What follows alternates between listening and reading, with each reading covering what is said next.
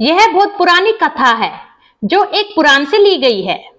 एक गांव में एक बहेलिया रहता था। वह चिड़ियों को फंसाकर उन्हें बेचता था। वह दिन भर अपना गोंद लगा बांस लिए वन वन घूमा करता था और चिड़ियों को फंसाया करता था। एक बार की बात है, सर्दी के दिनों में बहेलिया बड़े सवेरे जंगल में गया। उस दिन उसे कोई चिड़िया नहीं मिली। एक जंगल से दूसरे जंगल में भटकते हुए उसे पूरा दिन बीत गया। वह इतनी दूर निकल गया कि वह अब घर नहीं लौट सकता था और रात्रि हो चुकी थी। वह अपना रास्ता भी भटक गया था। उसने फिर सोचा, अंधेरा हो चुका है, चलो मैं एक रात एक पेड़ के नीचे गुजार लेता हूँ। यह सोचकर वह एक पेड़ के नीचे रात बिताने के उद्देश्य से बैठ गया। उस दिन में वर्षा हुई थी, बहुत से ओले पड़े थे और सर्दी भी बहुत बढ़ गई थी। बहेलिये के पास कपड़े नहीं थे। वे जंगल में रात बिताने की बात सोचकर घर से नहीं चला था।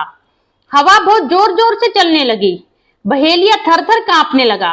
जाड़े के मारे उसके दांत कट कट बजने लगे।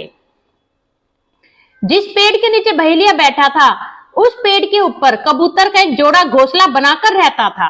बहेलिये की यह दशा देखकर कबूतर ने अपनी कबूतरी से कहा, यद्यपि यह हम लोगों का शत्रु है, किंतु आज हमारे यहाँ अतिथि बनकर आया है। इसकी सेवा करना हम लोगों का धर्म है। अभी तो रात प्रारंभ ही हुई है, जाड़ा अभी और बढ़ेगा। यदि इसे ऐसे रहना पड़ा तो रात भर में यह जाड़े के मारे मृत्यु को प्राप्त हो जाएगा और हम लोगों को इसकी मृत्यु का पाप लगेगा। हमें इसका जाड़े को दूर करने का कोई उपाय अवश्य करना चाहिए। कबूतरी और कबूतर ने अपना घोंसला नीचे गिरा दिया। थोड़े और तिनके चोंच में दबा दबा कर लाकर गिराए।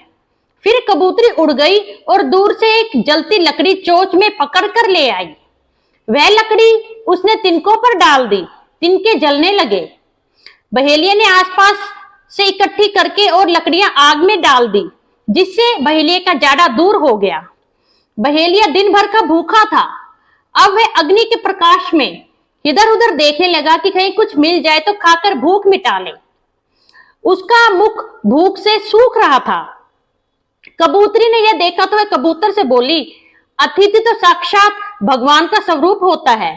जिसके घर से अतिथि भूखा चला जाता है, उसके सब पुण्य नष्ट हो जाते हैं। यह बहेलिया आज हम लोगों का अतिथि है और भूखा है। हमारे पास इसकी भूख मिटाने को और तो कुछ है नहीं।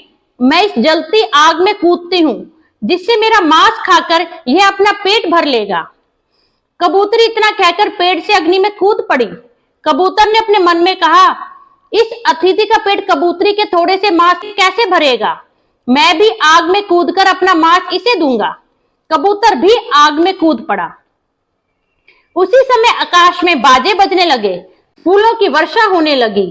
देवताओं का विमान उतरा और उसमें बैठकर देवताओं के समान रूप धारण करके कबूतर और कबूतरी उस दिव्य लोक को चले गए, जहाँ बड़े बड़े यज्ञ करने वाले राजा तथा बड़े बड़े ऋषि मुनि भी बड़ी कठिनाई से पहुंच पाते हैं। धन्यवाद।